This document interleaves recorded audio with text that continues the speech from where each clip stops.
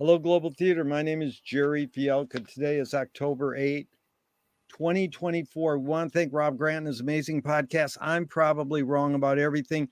Please subscribe. It's an honor and a pleasure to be here with Brian Taylor. Where in the heck are you calling in from, Brian?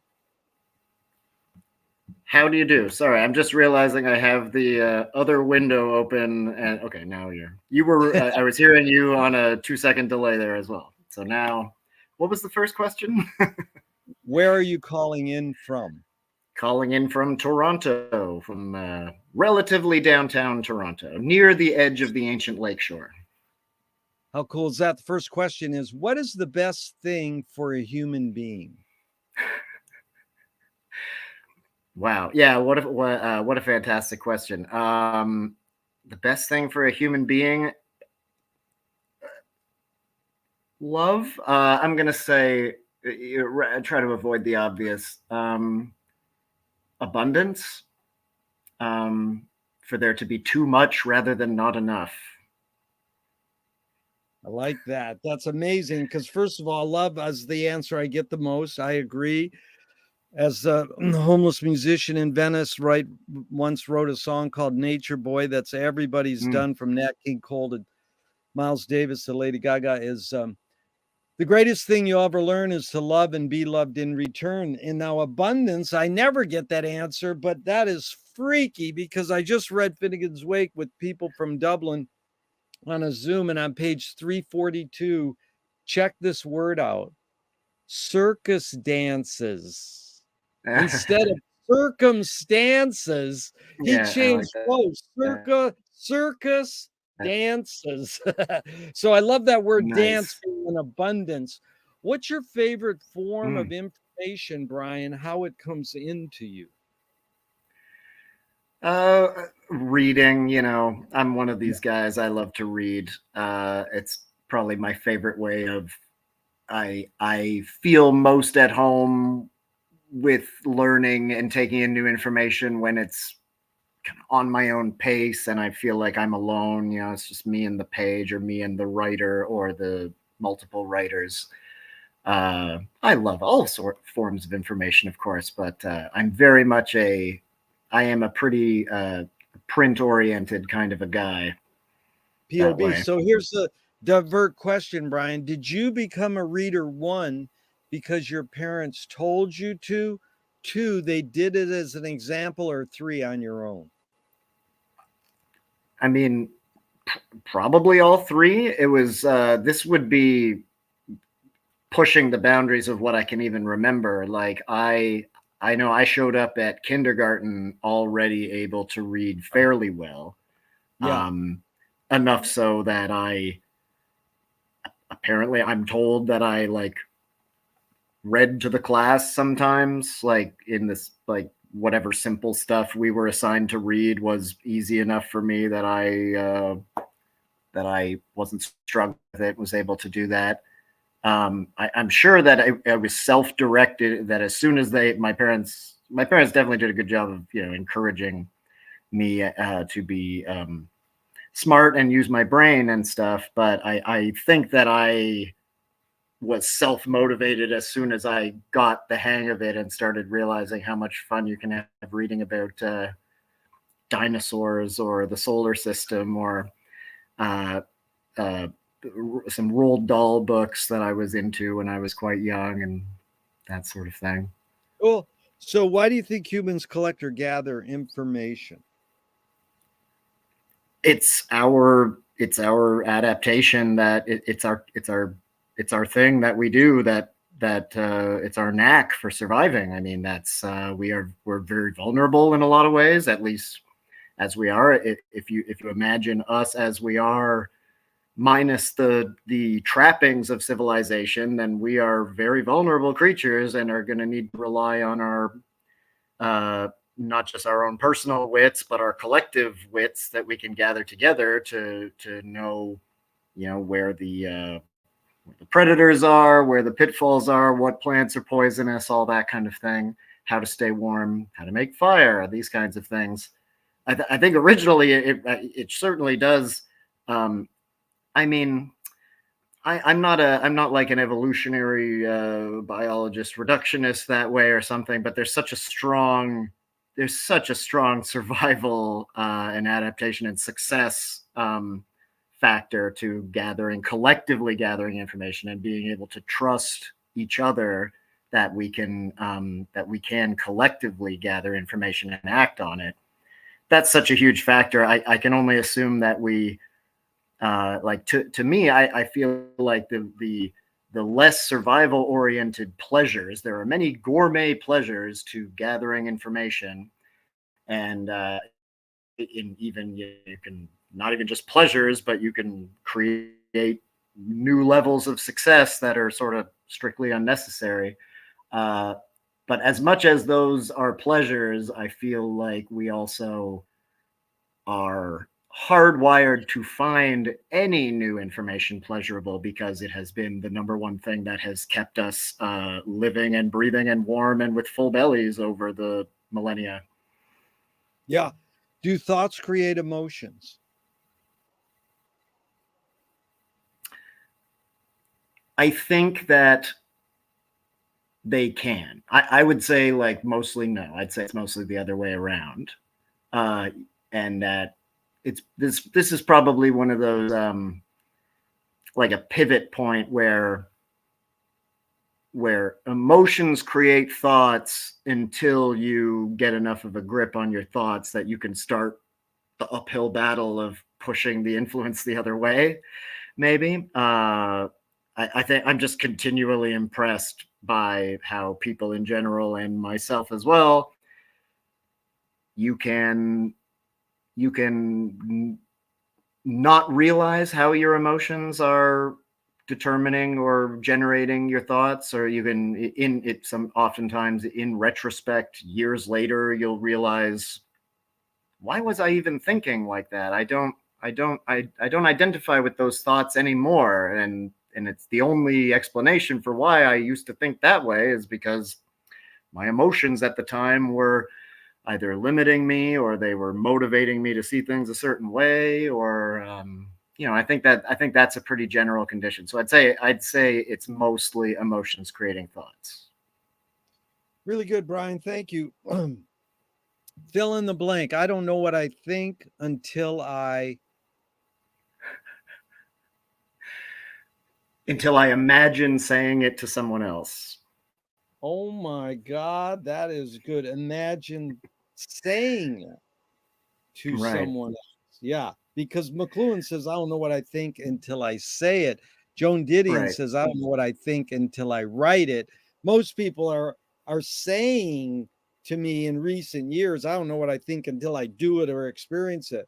But I love Hmm. the word imagine there because I asked a great filmmaker how he was affected by Sans Soleil by Chris Marker, and he says, it's how I imagined he made it.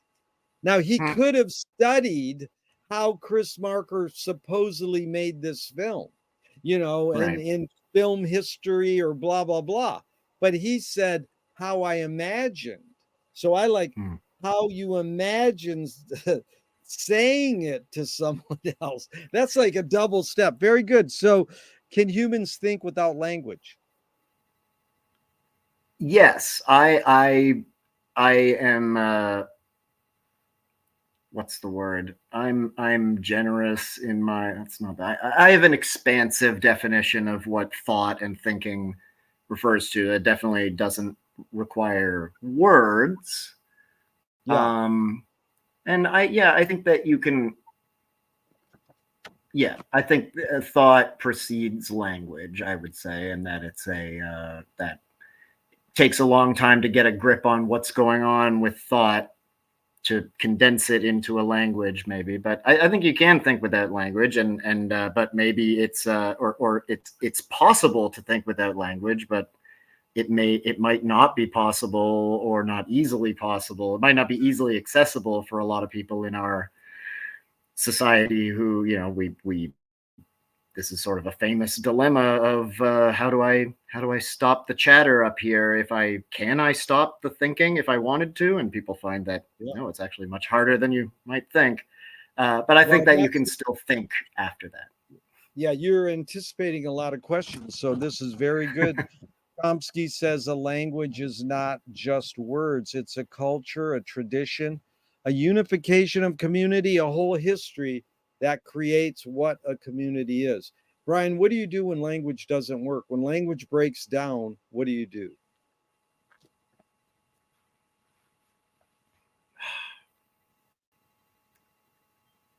Uh,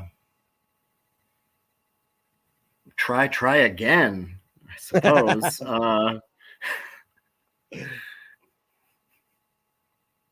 Well, that's good. We go on. What's your observations of humans in general? Are we more thinking beings or more feeling beings?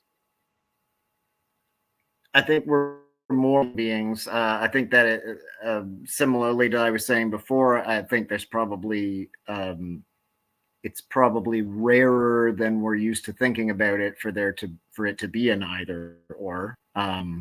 Are we like to think that our thinking is just thinking, but there's always some feeling in there, and or a lot of feeling in there, or maybe the thinking is even a subset of a feeling. So I think we're more feeling. Yeah, it's amazing because Bridget Bardot says, when I make love, I don't think. I'm like, good luck. How do you turn your brain off? It's like people who meditate. It's like, okay, think about not thinking. And Right. there's a car on my street with a bumper sticker. It says, don't believe everything you think. I'm like, well, you could say, don't believe everything you feel.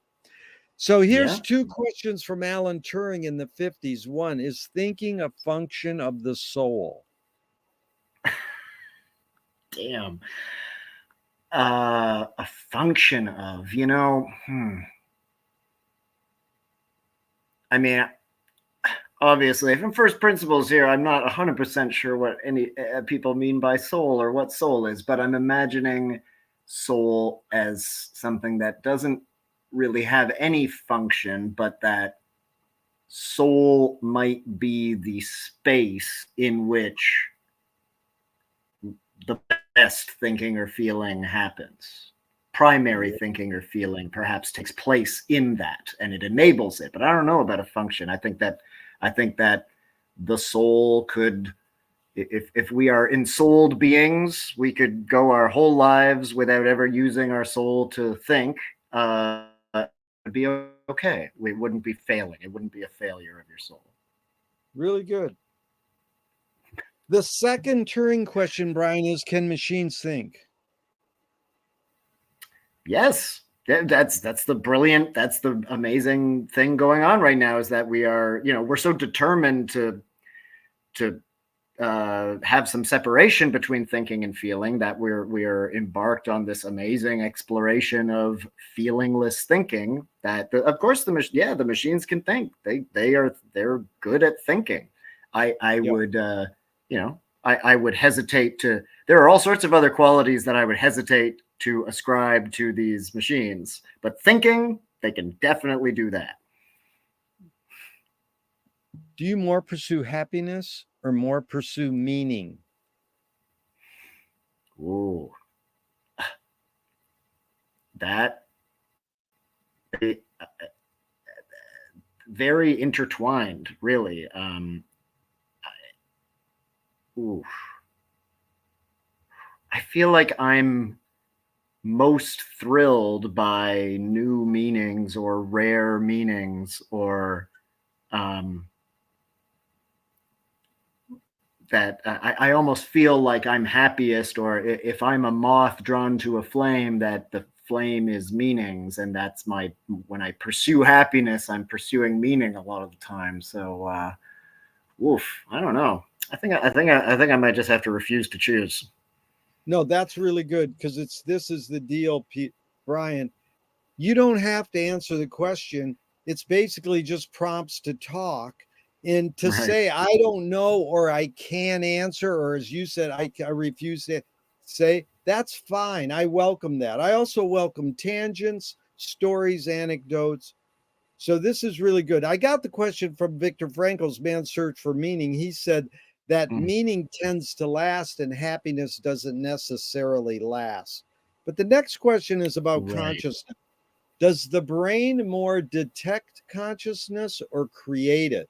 Like, is consciousness there bubbling away and we're more so detecting it or more so creating it? Uh, I'd say more detecting than Yeah. creating, although I'd probably push it even further down the line to that the brain translates consciousness, Yeah. but that we are uh, that the original thing doesn't even require a brain. I don't think consciousness necessarily Yeah. requires a brain, and definitely isn't created by it. Yeah, you're a good listener, Brian. I appreciate it because again, I say the brain and then I say do we. So I sort of switch the Mm, the noun of the question, and then I like when people change the wording on my question. Say, well, I rather say it mm, translate than detect or create. So I welcome that too. It's like me and right. you versus the wording on the questions. So what's faster, speed of light or speed of thought? Oh, thought, and Oh, yeah. it's yeah. This is what it's like. I know McLuhan. I don't disagree with McLuhan when he said something to the effect that it takes light a few seconds to go to the moon and back, whereas thought can travel to the moon and back many times in one moment. Yeah. Yep, that seems about right to me. There's no right or wrong answers, but that one you got right. So Audre Lorde, the poet, said you can't dismantle the master's house using the master's tools. Right. Yvonne Rainer, her colleague, said you can if you expose the tools. What new tool do you suggest? Now that's a mouthful. Uh, I'm going to have to lead up to the final question there a little bit because that idea about exposing the tools is interesting to me because I feel like if it's true, like that, the way you say it, you can't dismantle the master's house with the master's tools. Feel like if the tools are left to their own devices, they will dismantle the master's house. It's just we can't use them to do that as like a deliberate intention. We will Yeah, mess it up. deliberately. Yeah. We have to get out of the tools' way and let them dismantle the master's house. Now, I'm not sure if that's true. That might just be more of a weird, like Marxist accelerationist idea that I Wait, like. wait, Brian. There's a one thing I love to say that I kind of put into a fake McLuhanism is Marshall said, no, Marx said the point of the world is to change the world. Hmm, Marshall said, you can't change diddly squat, Carl. Your inventions change you.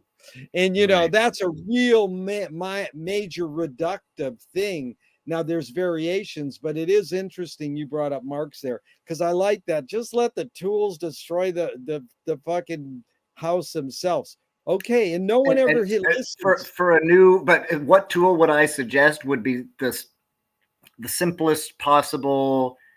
If you could just in Yeah, something that instantly gave you the other side of a thought.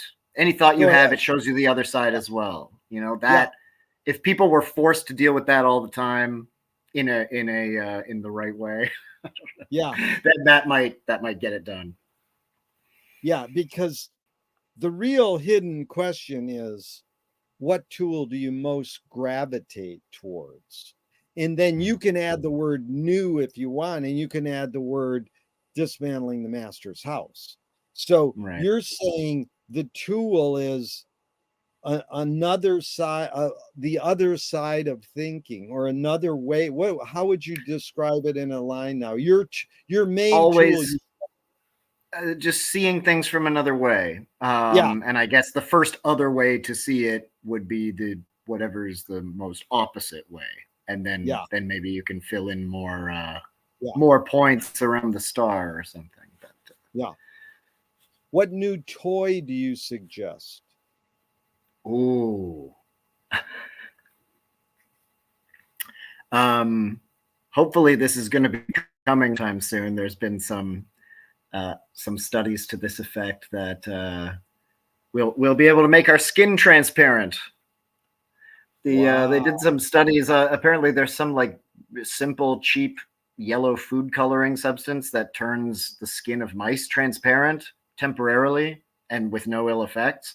So, I like to imagine that this might become the next tattooing or piercing or something, or like a henna kind of a trend that people are going to be making part of their forearm transparent for the evening so you can see all the muscles working there or something. I don't know if that's a toy exactly, but that's what comes to mind. I have a scar on my wrist because I sort of hit this hook on a car once 50, 60 years ago, and it cut my hand. And I looked and I could see inside my body. And I fucking went, holy shit. And, they took me to the hospital and sewed it up. But I literally I looked inside under my skin. Imagine you could do that with no wound and no with no nasty wound. x-rays. That'd be fun. Yeah. Brian, what do you worry about when you go to bed at night? Oh. That I've offended people and embarrassed myself without having the first clue about it. Yeah. Or that I've been mean to people more. That people, like when I say offended people, like that, that people got the wrong vibe from me somehow and I didn't know and I don't know how to correct it. McLuhan learned from Pound that artists are the antenna of the race. They're broadcasting and detecting the hidden psychic effects of our inventions. So we might learn how to cope with what we don't like about our inventions. So I asked you the question Marshall probed his whole career. Why do we ignore the hidden psychic effects of our inventions, even though the artists are broadcasting them to us? It's too frightening and novel in a lot of cases. I think that these I tend to go the same way that Marshall McLuhan went on that one about that we instinctively numb ourselves to the direct action of the new technology because we wouldn't, at least most of us would not be able to function. And famously, most artists are not that functional or are sort of teetering on the edge of disaster a lot of the time in terms of functioning within society. But and it makes sense from a kind of a I was just refreshing my memory of like the sort of like I don't know, the Timothy Leary version of a sociobiology, like he in the 70s tried to, with him and Robert Anton Wilson, were doing a lot of this, trying to study humans like insects and that, and talk about that humans, that we have castes just like insects do, but that we don't differentiate physiologically, that we have like mental, we sort ourselves into mental castes, that the individual has a lot of freedom to sort of move from one caste to another, but overall, society-wide, there's a strong instinct to keep the ratios. You have mostly like worker bees who don't think too much, right? And I mean, they're going to think within the box of. They're not going to think about the last 3 new media environments. They're going to live in that, like, whatever is the mainstream square of where the action of the mental screen of culture is happening, and that's fine. And you don't want most people, that frankly it wouldn't even be desirable for most people to be really tuning in to what new media and what the new inventions are doing, because it's people go like berserk. And so to have only a very small cast of people who are really freaking out about feeling the new effects and freaking out about them and trying their best to translate them, it seems, I mean, I think that people also just on an individual level, we learn these stories about artists as we grow up, and there's a lot of glamour associated with them, but I think there's also a lot of terror associated with it, and a lot of people are probably dissuaded from trying to be artists by learning about, Van Gogh went crazy and Alan Turing didn't have a good time with his he was not properly appreciated, to say the least. And that I think the tortured artist, or the difficult artist, and the artist who attained art glory but didn't get along with the people in their lives and had tragic this and that, I think that dissuades a lot of people from being artists, or even really trying to pick up on what artists are, what really kind of serious contemporary artists are laying down. Really good, Brian. You're concise and articulate. The follow-up is basically, do artists have moral obligation? Yes, but no one can tell them what it is. Only the artists themselves know. Like, yes, and agonizingly so, but no one else can really lay that on you. Yeah, that obligation. Yeah, because I kind of don't want to go there, but Marilyn Manson has in the LA or New York Times or LA Times yesterday, because he's playing concerts again, and there's people protesting outside. And I mean, did that guy actually rip off McLuhan lines and put him in the lyrics of his songs? Hell yeah. I just found he sure that did. out. So anyway, I could list them all. I'm a big Marilyn Manson fan. I could tell you all about that if you wanted. Today is actually an anniversary of his big album from 28 years ago. So I was just thinking about him earlier today. Yeah. Anyways, we can get into that later, but here's I want to get into McLuhan a little in this line, because I try to interpret McLuhan, understand him, but I could get it wrong. And he said, everybody experiences far more than they understand, yet it is experience rather than understanding that influences behavior. What I think he's saying there, kinda, is that if the kid comes in from the cold, the parent goes, don't touch the stove, it will burn your hand. That's experience. The parent could teach, I want to teach you the dynamics of heat. You can get really close to the stove and rub your hands together and get your hands warm. That's called understanding. So I kind of think Marshall's saying experience shapes our behavior, but understanding should more so shape our behavior. What's your take on that line? Everybody experiences far more than they understand, yet it is experience rather than understanding that influences behavior. That I'm reminded of the phrase, you are what you eat.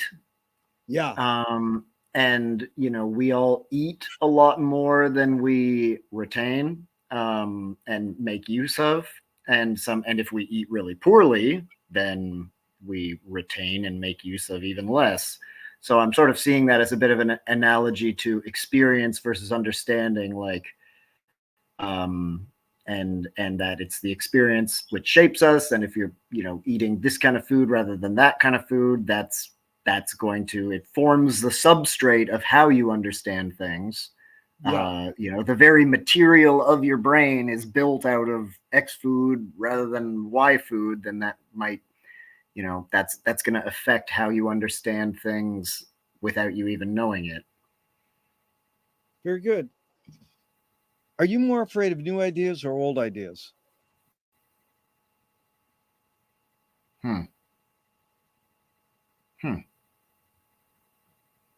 Interesting. I don't think I'm afraid of ideas. Yeah.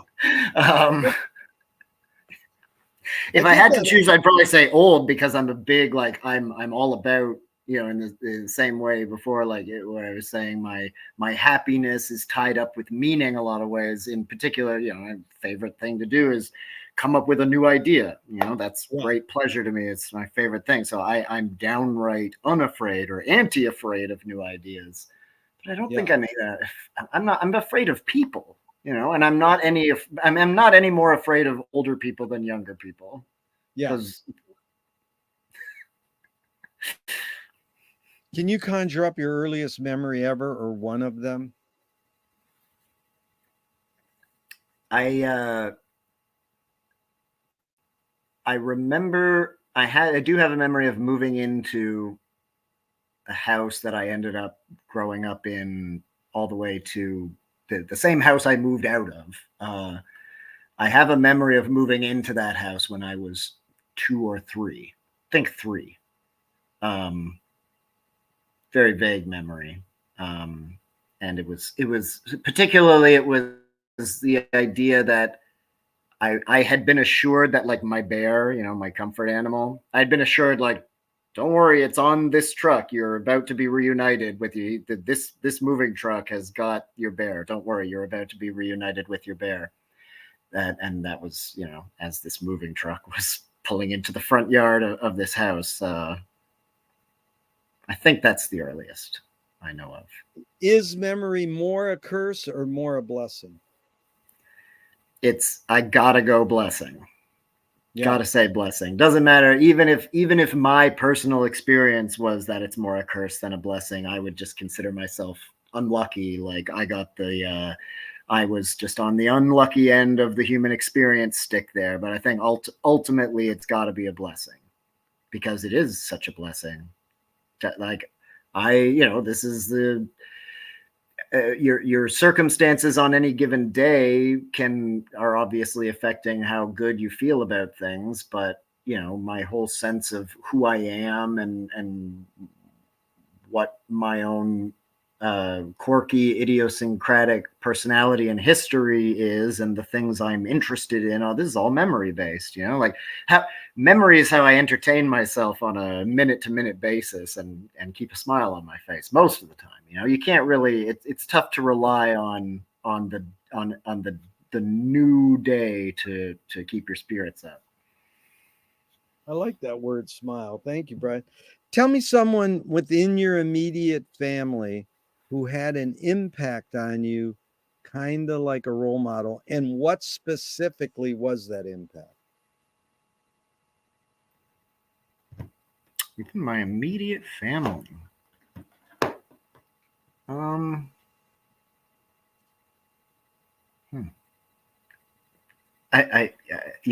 just thinking about my family members, my immediate family. I feel like the influence is just much too total and close for me to try to pick out a particular influence. Maybe I can circle back to this one. Oh, that's fine. And then outside your immediate family, same question. Someone who had an impact on you, and what was that impact? Well, I guess I'm gonna have to go with this guy. I just got this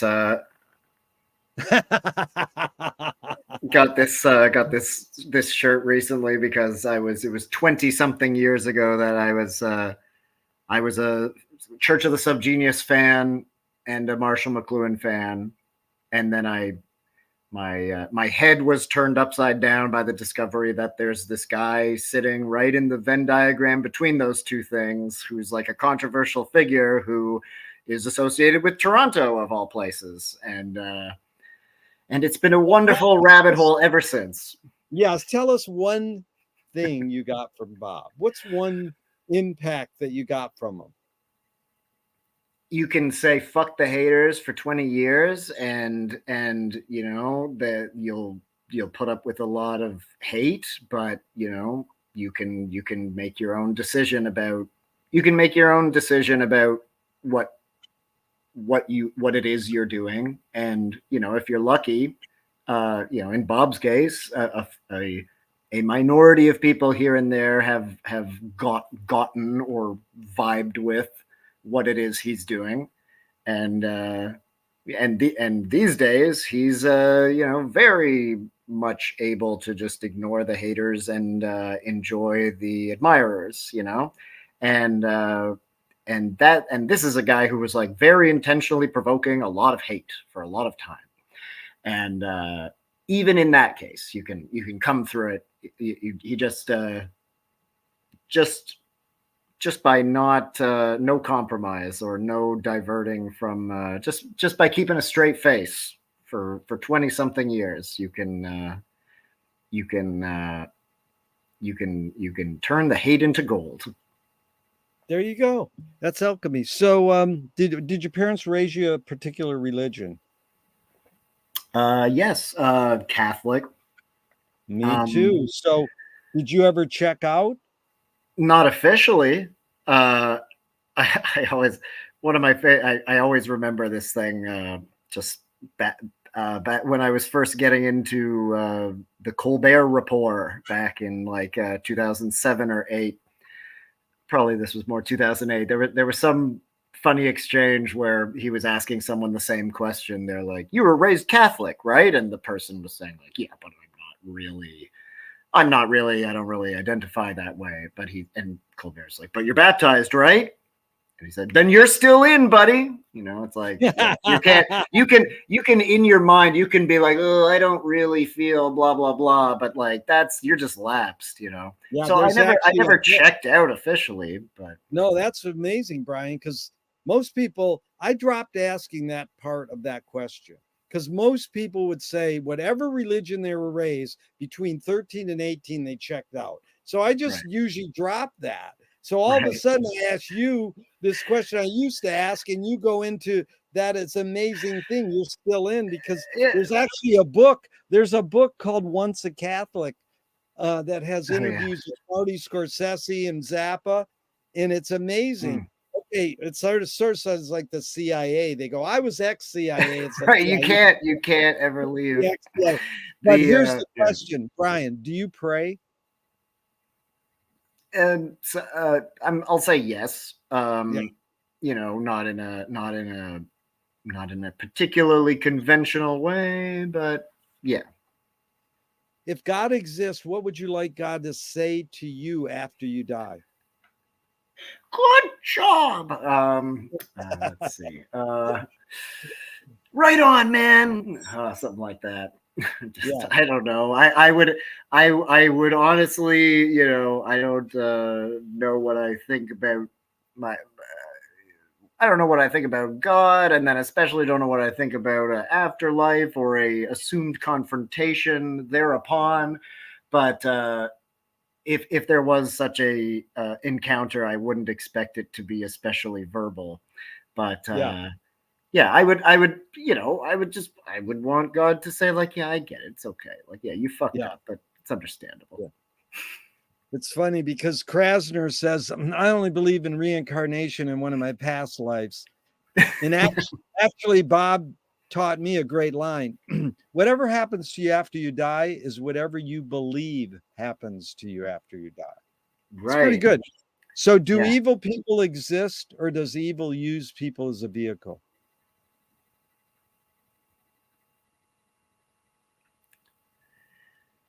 I would probably come down finally on neither. I don't I wouldn't I don't think that evil has a like concrete existence that way, but Ah, certainly not evil people.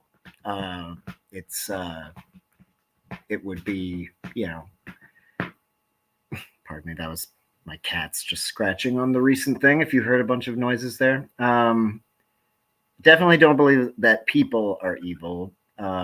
A person who seemed to be thoroughly evil their whole life, I would just assume they have some kind of an excuse. Because I just don't believe that that's if there is such a thing as an objective evil, then it's like a weather system that can gather and also disperse. I don't think that I don't think there's like a core of reality to that, you know? it's good. The real hidden question there, Brian, is how do you advise someone to deal with an enemy? And I'll set it up. Alan Watts says, if you acknowledge your enemy, you empower them. Coppola stole from the mob and the samurai. Keep your friends close and your enemies closer. JFK said, forgive your enemy, but don't forget their name. And Hmm. Fellini says, I need an enemy. It's a lot of thoughts. The basic question is how do you advise someone to deal with an enemy? But first, how would you respond to Alan Watts? If you acknowledge your enemy, you empower them. I think I would say out of all of those quotes, I probably identify with the Alan Watts sentiment the most, in the sense that ideally you can just deny that you have any enemies and act as if you don't have any enemies. And that might be the harder path. And that might even be a sort of a, that might even be a sort of a self-sacrificing path in some way. But I think that that's the highest calling or something, is to just, no, you're not, no matter how hard you try, you're not actually my enemy. You're just convinced you are. Check this out. A skateboarding philosopher on Venice Beach said, enemy, me. So Nice. as soon as you name them, that's amazing. So really, it's also I like that a lot. What Nassim Taleb said. It continues this. Games were created to give non-heroes the illusion of winning. In real life, we don't know who wins or loses, but we can tell who a hero is. My friend said, villains don't think they're bad. They want control. Heroes want freedom. In fact, Gregory Bateson said, if the criminal gets caught, does he go, whoa, my criminal skills weren't up to snuff that day? Or does he go, oh, I did something morally and socially wrong? So again, it's a lot of prompts. You can go wherever you want. The basic question is, does punishment work?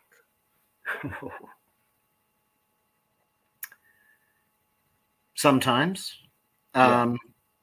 It's I'd say it's pretty much like anything, in that it doesn't inherently work, that like most things, in some circumstances something will do what it's intended to, and in other circumstances it'll do the opposite. You can certainly have situations where punishment will reinforce someone's sense that what they're doing was not wrong. So, but it certainly works. I mean, just even on like a kind of a biological level of negative reinforcement, it's a thing. So punishment definitely works, but not all the time. It's not exempt. It's not exempt from the rule of things flip into their opposite if you push them too far. The old McLuhan. Yeah, there's your fourth step of the tetrad. Very good. So James Joyce was the first projectionist in Dublin 100 years ago. Basically checked out. It said, this is stupid. Why should I go inside a building and see a movie of a tree when I can go outside and see a real tree? Years later, Faulkner said, sometimes the best fiction is more true than journalism. Why do we have to recreate things in order to get them? Why do we have to go to the theatrical play of people acting out life? Why don't we just live life? I know, right? This is, I think, this is it's a very human condition thing about the thinking condition. Maybe not even human condition, but just where we are in caught in the thinking game. That it's figure ground, and to make something a figure, something else has got to be a ground. I mean, what the James Joyce story makes me think of is that, like, how many did people really go and look at a tree? I mean, maybe people went to the park and enjoyed the trees in general, but unless you were going to study the tree scientifically, how many people really looked at a tree, unless they were planning on creating some sort of a scientific or artistic translation of it? Like maybe the idea that I should just go to the park and appreciate a tree, maybe that thought didn't even really occur to anyone until you could look at a painting or an image of a tree, and that by that recreating these images, it sort of automatically creates the counter urge to go look at the real thing that you maybe wouldn't have appreciated before. I don't know. Any thoughts or reaction to Mike Kelly? Art is making your problems other people's problems. I love that. Yes, exactly. Well, this is exactly. You have if you're lucky, if you're properly inspired, I was saying lucky, but then just as much cursed, really. If you're properly inspired as an artist, then you've got something that no one else has, and for your own sake, for your own well-being, as well as for the well-being of others, you gotta put it on them. If I have a very unique perception of something, that unique perception is going to die with me unless I figure out a way to, infect somebody else with it, or incept that perception in their mind in some way, or trick them into having a similar experience, which is, I guess the one of the goals of like literature is you get people, I'm going to tell you a story, and you suck them in with this story, and then like, oh, I tricked you into having this complex perception, rather than just a story. Yeah, definitely art. Yeah, try and make That's put your. Did you say was it problems? Put your problems onto other people. Mike Kelly said art is making your problems other people's problems. So you really because it is a problem. Yeah, you evoke two major things. Inspiration is a problem. Yeah, well, that's amazing thought. But you evoke two things. Cocteau said, when you create your first big piece of art, and your parents and your friends and your teachers look at it and go, oh, this is good, and then they give you some feedback and criticism. He said, Cocteau said, take that criticism and exploit it for the rest of your career. So that's I got from you saying, they have some. Here's the other one that I'm curious your reaction to. This is poet Fanny Howe. The point of art is to show people that life is worth living by showing that it isn't.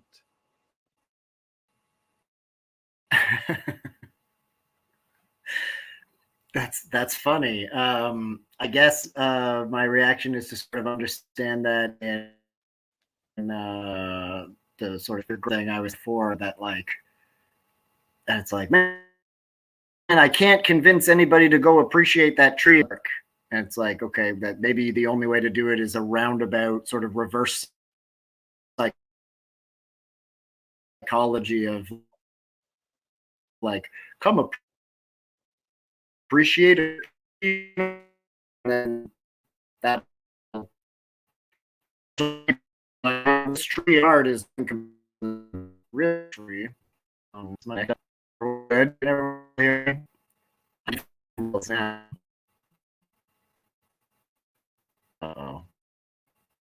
Yeah, you froze up there a little, Brian, and it got a little scrabbled. It almost sounded like you were talking Finneganese. So hopefully you'll zip back in. Yeah, there we go. Okay, so we're back. Brian, okay. Brian Taylor here. That was amazing. It was almost like you flipped into Finneganese mode there. You broke up a little. So interesting. Hopefully, well, I'm glad we're easily back. Yeah, we'll let people try to translate that last statement by you. That was good. Indeed, it broke up a little, but what I'm asking now is this tipping points. If you could articulate, when did you pursue wanting to be a writer? Let's just go there. Did you study writing poetry in fiction and nonfiction writing in high school and college? Or where's that tipping point where you grow up a reader and then you go, oh, I can do that? Right.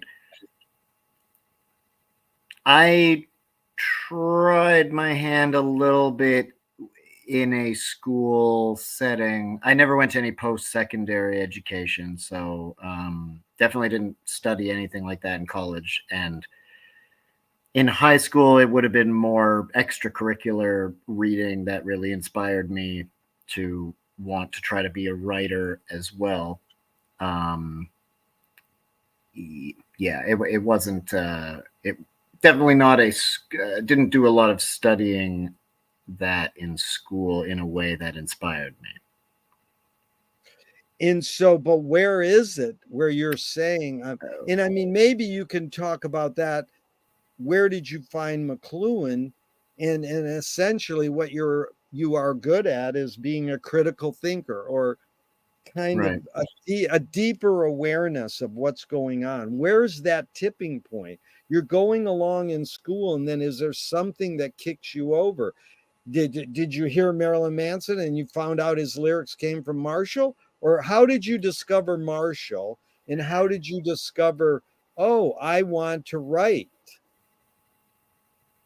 uh, I, I definitely didn't get to Marshall through Marilyn Manson. The something about, I mean, okay, I'll definitely I'm not 100% sure. This is the mists of memory here, and I can definitely say that I was profoundly affected by the possibilities of writing and inspired to want to be a writer before I ever started doing like drugs. I'll say that much. It wasn't the mushrooms that did it for me. It definitely predated any of that. But like, what was the tipping point? Like, I don't know. Because I had tried to like write a couple of things. Like I did some little creative writing thing in high school, and I was kind of interested in it. I thought I did okay at it, but I was just trying to write like a sort of a Stephen King style, very short story. Yeah. I wasn't that inspired, so I'm trying to think like, what was my tipping point to? It must have just been encountering really good writing and realizing what kinds of amazing thoughts and totally unexpected ideas and effects that you can get with poetry. And maybe Nietzsche was I was one of these guys who read Thus Spoke Zarathustra when I was 15 or so, and loved it. And so that would have fueled that fire pretty strongly to this idea that the relation between ideas and writing is not simple and has a lot of magic involved, and is something to pursue. But let's Um, go, Brian, let's go on Nietzsche for a second. Was it being required in your class to read Nietzsche and talk about it? You found Nietzsche on your own. Yeah, Um, or my best friend and I, we sort of got into philosophy stuff together. But it was all at that time. It was all, it was just lots of new influences all at once. Some couple of sort of classic philosophers like Nietzsche and Rousseau, as well as some more new agey stuff. This author named Dan Millman wrote this great book, The Way of the Peaceful Warrior. That I've was read Dan. I've gone to a Dan Millman event and read him. Yeah. So you're that book dabbling. was big for us. How about McLuhan? How did you find McLuhan? Through the academia, high school, or on your own? No, a beautiful accident. It was I was really in a place, and I was seeking for that too. I didn't know what I was looking for, but I knew I was like, yeah, this philosophy stuff is great, but Nietzsche's already 100 years ago. Like what? Like come on! Like I know I hear that there are these very interesting philosophers since then, but it all seems so overwhelming, and there's so many of them, and I don't know what to get into, and I was thinking I didn't know how to articulate what I wanted differently from philosophy, and then I can fairly date. It was sometime in 1997 when it was like I went to go see Fear and Loathing in Las Vegas, the movie, Yeah. Yeah. and I was like arrived at this was on the second run. It was at one of the rep theaters downtown here, the Bloor Cinema, Yeah. and I so it would have been a few weeks after the initial release. Anyway, the point is I went to go see this movie, had some time to kill, there was like a pop-up bookstore across the street. I was just browsing these books, and then one of the books sitting there was Understanding Media. Right. And that just, the title just struck me as, that's exactly the kind of, that's what I want to get into philosophy wise. And then when I looked at like the table of contents and, you know, flipped open a couple random pages, I was like, oh yeah, this isn't boring. This is about media. He's not just, even right then I knew I don't want some criticism of the content. I don't want like, oh, how news is biased. You know, that's not the kind of media philosophy I'm looking for. I'm looking for a more metaphysical, like, what's the difference between this medium and that medium? As soon as I saw the phrase Understanding Media on a book title, I knew like, that's what I want to read about. And so I bought that book, and it was basically like the first time I tried to read it, it was too much. I didn't know how to correlate it all. It all seemed very interesting, but like, I don't know what to make of this. It was like tough going almost, because I'm trying to reassure myself that I understand what I've just read before I move on, you know, which is sometimes a mistake. But then, you know, so then that's 97, right? Yeah. How old are you in 97 about? That I would have been getting ready to turn 16, I think. 16, that's pretty or good. I maybe just turned 16.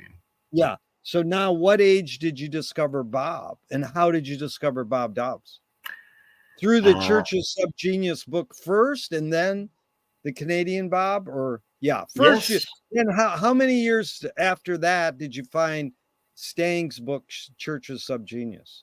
Oh no, I found Stang's books first. I became a About how many years after Uncle Understanding Media? Like right away?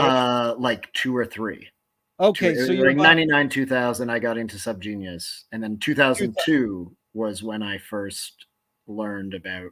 But I guess I first, you know, it's in the second Subgenius, the Revelation X book. They mention, you know, they say, don't send money to Toronto, and I thought, oh, there's a fake Bob in Toronto, right here in Toronto. Well, that's kind of funny. Then you sought him out through see his CDs, or how did you find him? His radio show? Or it was actually through conspiracy theory speeches or seminars that were there was a company that was inviting different speakers to town to give speeches, and I went to go see this guy Michael. This was the wee months of the spring of 2002. I went to go see this guy, Michael Ruppert, who was the big... Oh, Michael Rupert. I know Michael Rupert. Yeah. He was the big 9/11 conspiracy guy at the time, in the first year. How did Michael Rupert lead you to Bob Dobbs? Because when I went to I went to his speech, and the people at the door were like, here's the list of our upcoming, like, we put on, this isn't a once-off, we put on events like this. Here's all the other speakers coming. And they were planning, I guess, to put on a speech by Bob. One of the things they had on the list was a speech titled, "The Emperor is Wearing Clothes" by Bob Dobbs. So then to me, that I didn't, and it gave the McLuhan Institute website. And at first I just assumed that was a Subgenius related thing, because that line struck me as perfectly Subgenius it was congruent, you know? Thought it was. But anyways, I don't want to go too deep into that. But then did that event happen, and that's where you met Bob? Nope. No, that event never ended up happening. I followed the link to the website and found his writings. And then you learned, you met him and blah, blah, blah. Okay, let's not go into that yet, but that was really good. You really told me that tipping point. I wanted to get one more tipping point. Flute. You're a musician. You're growing up. Are your parents giving you music lessons, telling you to take music lessons, or are you going, I'm going to pursue music? Tell us your tipping point to pursue music. Full credit to the parents on this one. They got me and my sister involved in the ORF music program that starts like as young as possible. Like, we were learning to play the recorder, the little simple pipe. Yeah. We were learning to play that at like age 4 and 5. Yeah. And basically when we graduated out of the ORF recorder program, and already having learned some good basic skills of how to read sheet music, for example, then we were we were given the option, if you want to keep learning some music, choose an instrument and we'll get you the instrument and lessons. And I chose the flute basically because I just happened to see a live band that included a flute as part of like a Christmas festival thing, something happening in the city that my parents took me to. And I just thought that thing that guy's playing is cool. I'd like to be like that guy who was up there playing that flute. So I started taking flute lessons when I was, I guess 7, maybe even 6. Definitely 7. So, and right from the beginning. Is your flute playing go the Herbie Mann jazz direction, or does it go the Jethro Tull rock direction, or does it go the out experimental, or all three? What's sort of the direction you've been playing flute gone from? The direction has gone in a bit more of a Jethro Tull direction than where it was originally. Because I've played in 3, like there was, just learning and doing the grades. I didn't do that many grades, but I got like halfway to where you might be able to get an orchestra job. So I'm not up there, but not too far. But then, and so the first band that I played with was totally classical-esque in the sense I was had sheet music to read, and it wasn't very jazzy. I wasn't improvising at all. It wasn't a rock band.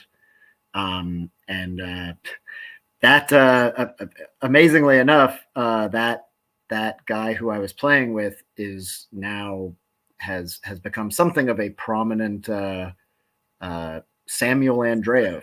He now has a pretty successful YouTube channel where he's interviewed a lot of he does a lot of breakdowns of orchestral music and contemporary orchestral music stuff, but also he's interviewed a lot of cool people like the band, for example, more recently Jim O'Rourke, but then he just got tapped by Jordan Peterson to be the music professor at Jordan Peterson's new academy, which I think it's just called Peterson Academy. So that was my first band leader. So he's kept being an accomplished composer since then. He left Toronto in 2000. We had this great band going. He had these very whimsical pop songs, really special stuff. But he was more interested in being studying to be a proper composer, and you can't really do that in Toronto. So he moved to Paris in 2002 and studied since then. He's been a diligent inspired artist, and he has found at least as much success as he deserves. Good. Maybe I might not be putting that right. He deserves even more. He's found enough success being a composer in Europe over the last 20 years, which is really great to see. Very good. So a screenwriting teacher told me that great art is when you can clearly see the intention of the maker. Kubrick says the opposite. Great art is when you can clearly not see the intention of the maker. When you're writing a piece for Brian, not a commission piece, Brian's going to write a piece, whether it's fiction or nonfiction. What role does intention play in your creative process?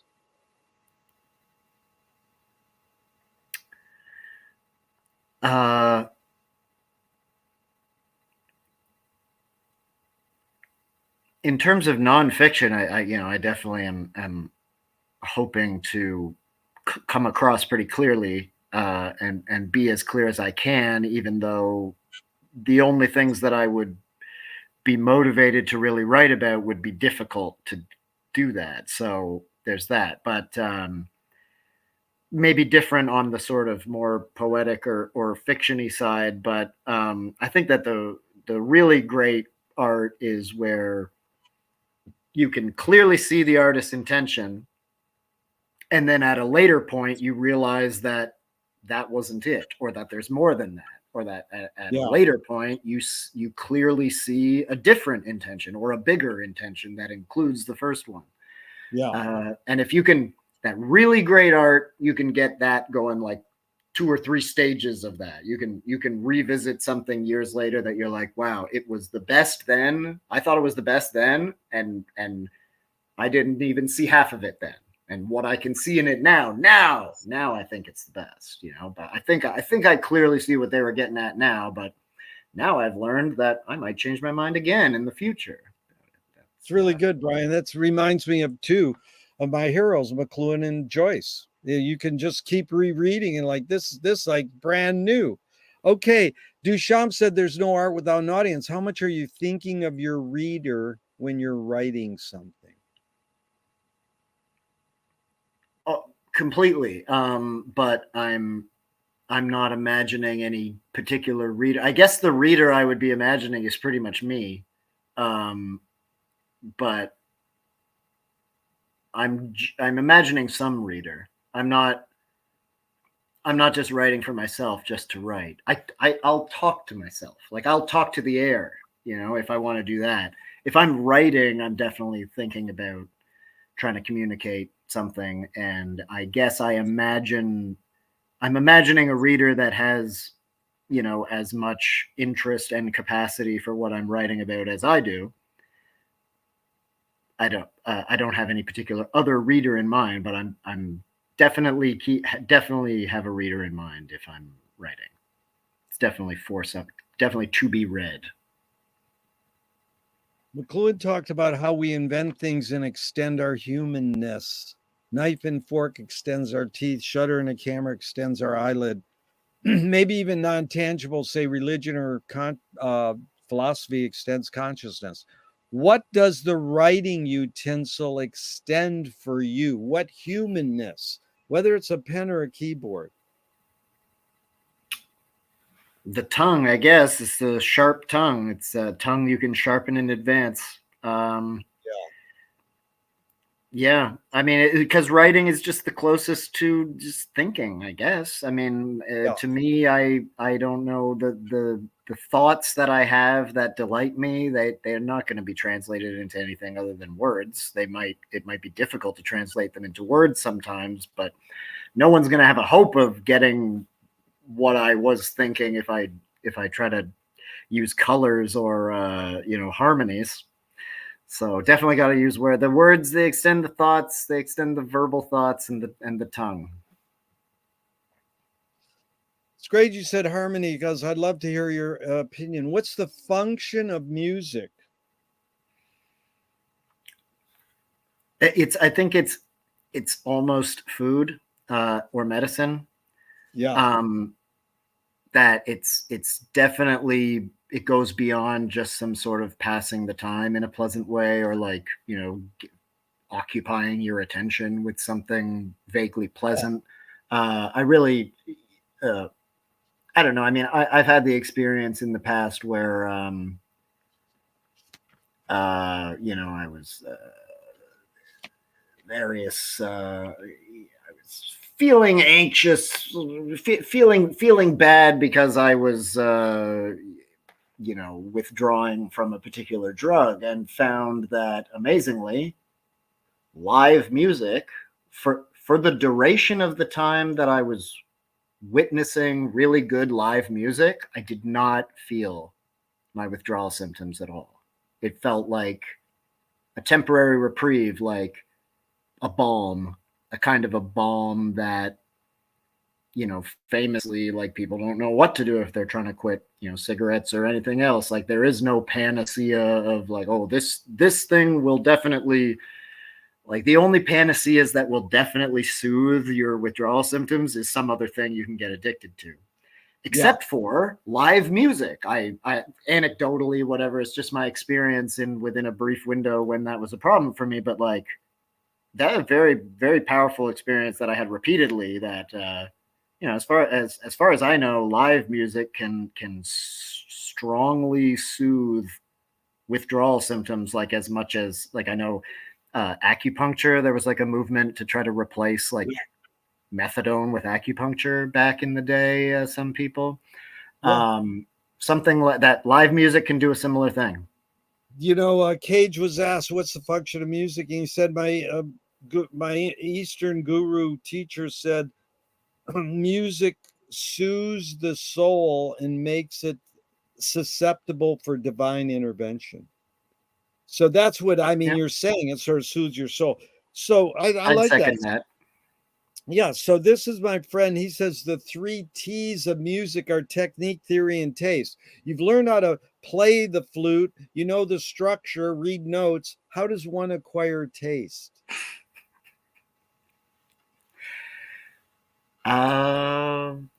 Practice, man, practice. Wow. Um, I mean, I would. I'm thinking about the word acquire because I'm not. That's what I'm sort of laughing about because I'm not thinking of. I'm not understanding taste as being something that exists like sort of outside of yourself that you can like find and get you Well, now I'm the glad you or challenged.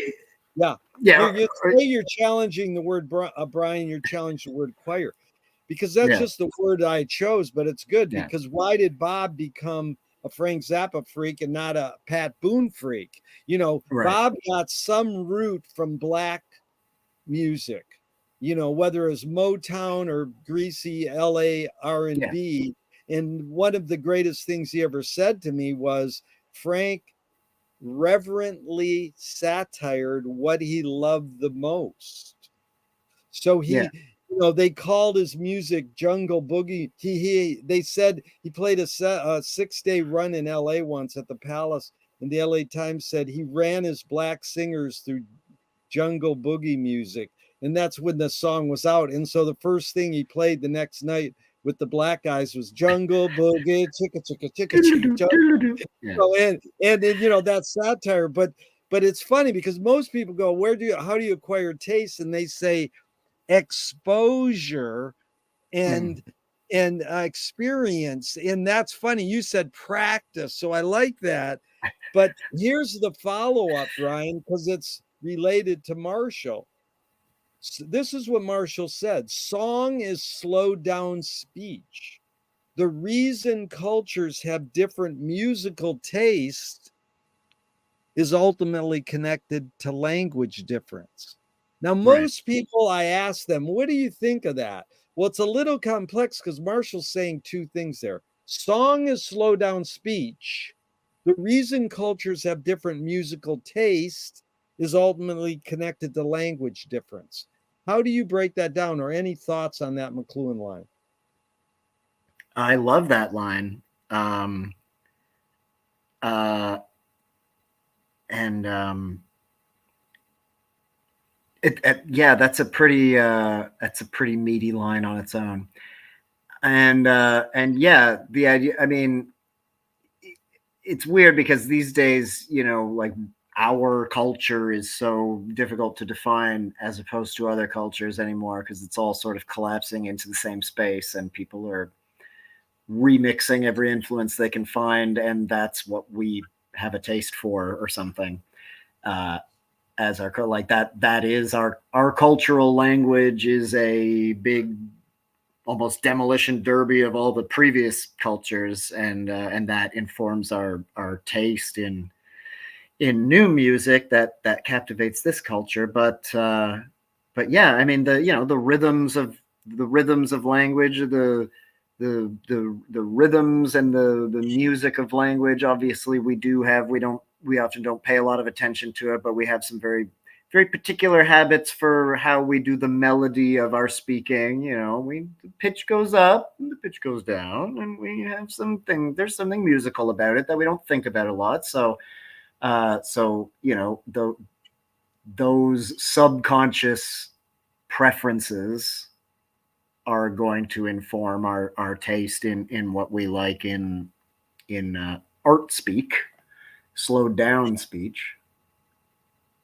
Yeah, Art speak. I like that. I've got a book that says art speak. yeah, Teach how to talk about art. Yeah. So that's funny. You brought up 2 things that really uh, sparked me. Frank said genius is someone who steals and you can't tell who they stole it from. Well, sorry, Frank, we know you stole from Spike Jones and Edgar Varese and Johnny Guitar Watson. We know. But anyways, it's sort of like, how do you reinvent it, or alchemy? You create two, you take two existing known things, Mhm. put them together, tertium quid, and then you come up with a third unknown thing. That's Mhm. alchemy. So Frank Right. sort of took theater and rock and invented theatrical rock, and then he satirized his own new invention. He didn't Right. know he's doing it. But Duchamp, again, he said the artists of the future will only have to point. So that's what, it's just sort of like Frank saying, okay, I'm going to point at a little Edgar Varese here, and now I'm going to point at a little John Cage. I mean, my favorite clip is Frank doing Dead Air on Mm. YouTube. Look it up. It's an amazing clip. It's just Frank staring for a couple, seconds going, and it's a direct Nice. rip from Cage, but it is fun. Yep. What's more fundamental, language or music? Woo.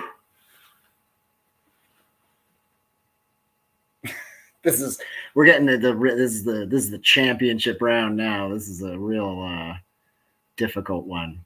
What's more fundamental? I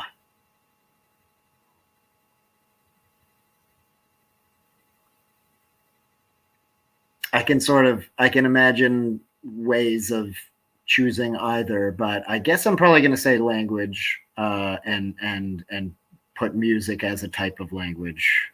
Yeah. Okay, so tell me a name of an instrumental that makes you laugh. That makes me laugh. Yeah. An instrumental that makes me laugh. Well, Spike Jones comes to mind. Right, but Spike, the people usually say Spike Jones. Most of Spike Jones The is Holiday got for lyrics. Strings. Yeah, no, it's got most of it has lyrics, but That's it true. is Most yeah, of it does have yeah. lyrics, but let's But see, an instrumental one, that makes me laugh. yeah, That's a good. it is. It is.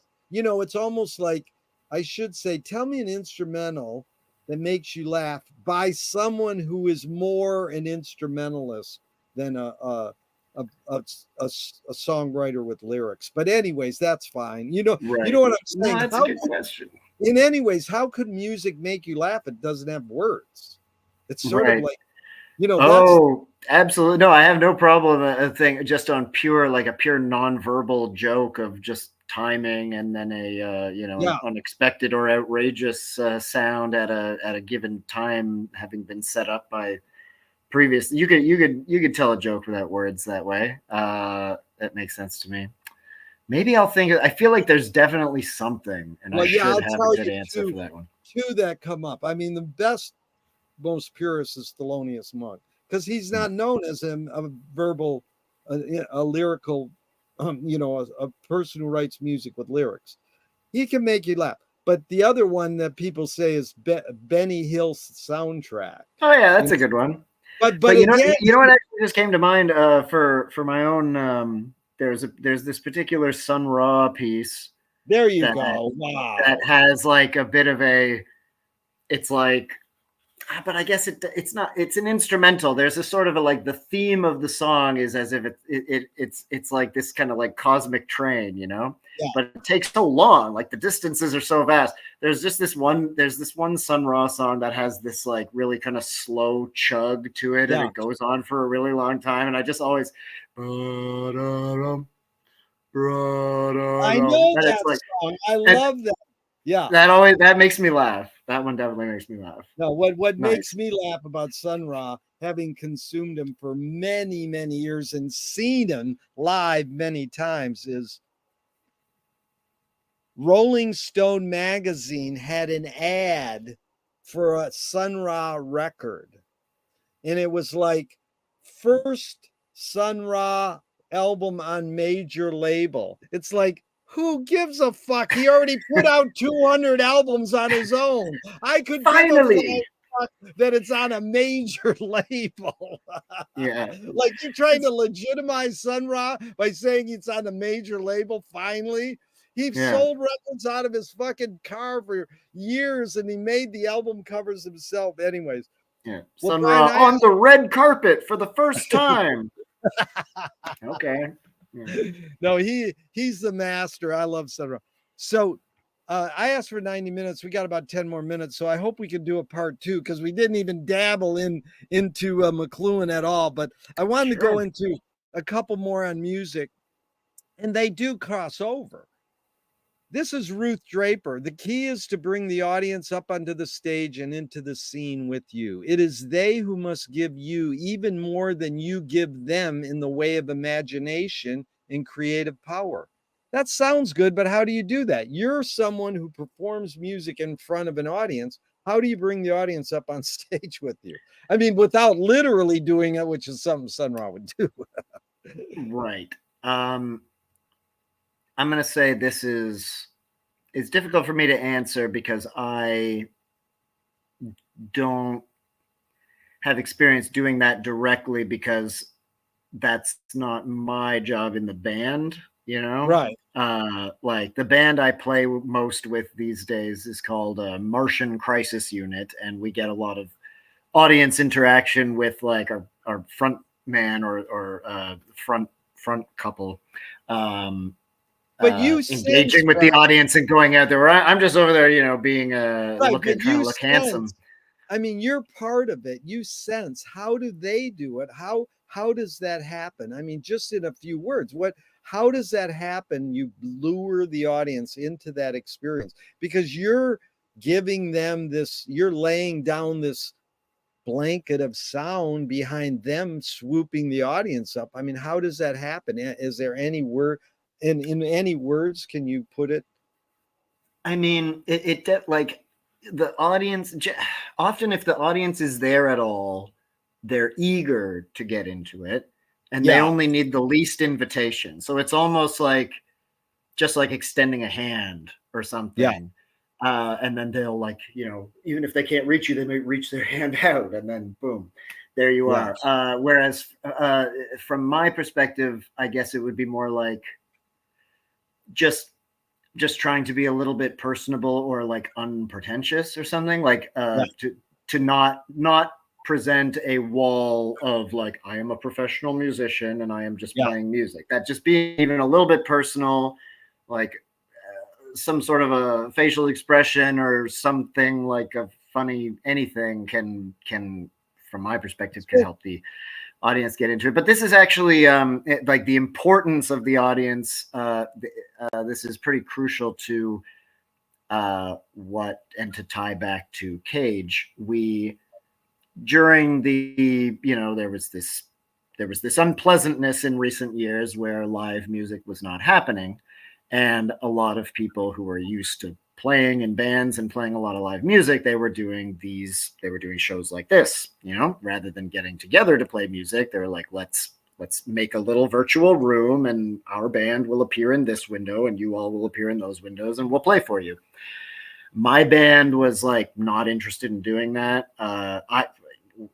I mean, maybe some of the band members would have been happy to do that, but the band leader, the main guy, Neil, the front man of the Martian Crisis Unit, was there's actually a little documentary about how Toronto scene got through those years that he is interviewed in, and he says this there. They tell this story in this documentary where he goes on about how like, no, it's that connection with the live audience is really, and that's kind of the whole reason I'm doing this. So we were not interested in playing Zoom shows, but when our friends wanted to have a big Zoom show with all their favorite local bands, we didn't want to say no. So what was our compromise solution? We did a Zoom performance of John Cage's 433 as a sort of wow. as a protest. We didn't let them know what we were going to do. It's just when it was time for our band. Well, the one guy knew what we were going to do. We didn't let the audience know. But so, when we came on, it's like, okay, and now here's my crisis unit. And we were just like, we had someone, we didn't leave them completely in the dark about what we were doing. We had another friend sort of introduce us and say what we were going to do. And then we all just like, I was just there with with our instruments, and we made everybody wait for 4.5 minutes. And that was our sort of protest of the whole idea of a Zoom concert. So that's beautiful. Part of the bedrock of how I feel about engaging the audience, Oh, Brian, that or was so bringing them in. brilliant. Brilliant, Brian, because Cage's song 433 charted on the English pop charts. If you can believe that, along with the Bulgarian Women's Choir, charted. It charted. How could that happen? I mean, it's an amazing thing. So, yeah, Leonard Cohen, another Canadian, That's said awesome. this: the only way you can sell a concert is to put yourself at risk. And if you don't do that, people know. What role does risk play in your creative process? Yeah, that's a typically right on thing from Leonard. What role does risk play in my creative process? Geez,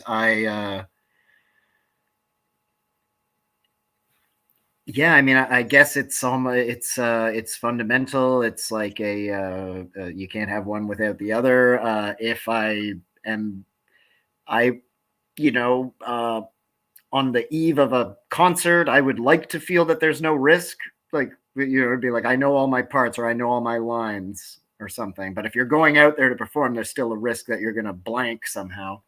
So there's always a little bit. No, it's if it's like I was saying before about this sort of, if you have, as long as you're not just having some completely professional facade, like I'm just here to go through the motions of the thing that I do and you're here to witness it and that's the extent of our relationship, then yeah, that's not that perhaps falls short of art, no matter how good and well prepared what you're putting out there is, or at least, yeah, maybe that's just you presenting your art rather than creating art experience with the audience. Yeah, I guess risk is fundamental. What does courage mean to you now? Risk.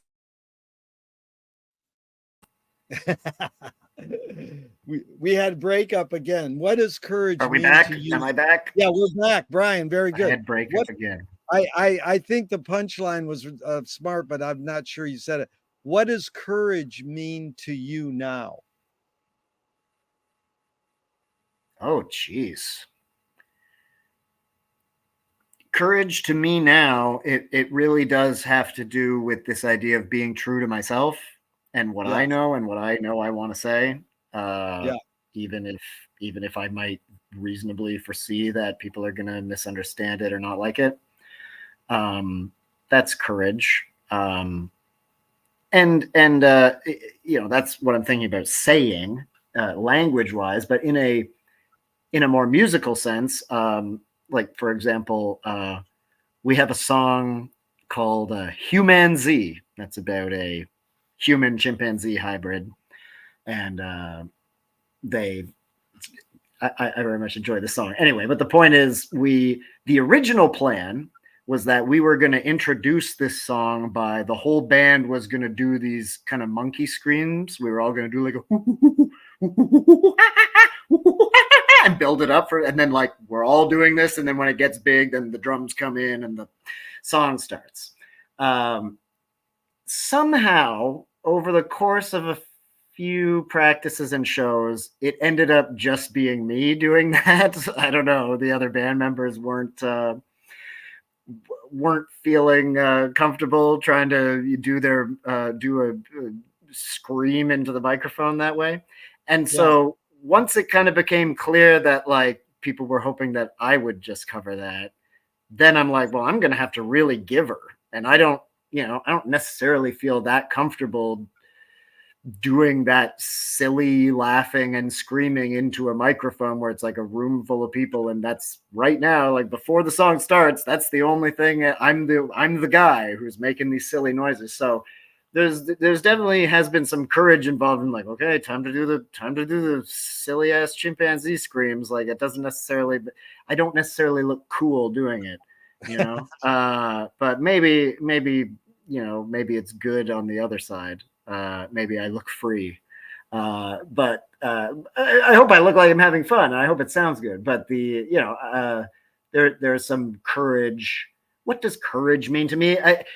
I'm trying to get at the idea of like part of what courage means to me is like accepting an assignment in the service of some good art that might be a little bit, might not show me necessarily in the best light, or it might be a little bit, it's self-deprecating or something like that. But I'm going to do it anyway because, team player. Team player, very good. So, Brian, it's really been enlightening, and I appreciate your time and energy. And I hope we can plan a part 2, maybe 3-4 months down the line. Sure, I'd be really happy to do that. I really want to get knee deep in the swamp muck of the marshalling machine. And I mean, we could start off part 2 with this question that I've asked people for years, and realized it's actually a Bob question and not a McLuhan question. Oh. And I'll just leave it with you, and then we can contemplate it over these many months between part 1 and part 2. How about technologies as the collective unconscious and art as the collective unconsciousness? So it's this big thing, like, what's the difference between art and technology? What's the difference between conscious and consciousness? Yeah. And, collective comes in. So, even though I'm going to hit the end broadcast button now, Brian, I want to thank you. I hope we can keep talking forever and ever and plan a part 2. Thank you so much. Yeah, I hope so too. Cheers. Thank you. All right. Thanks.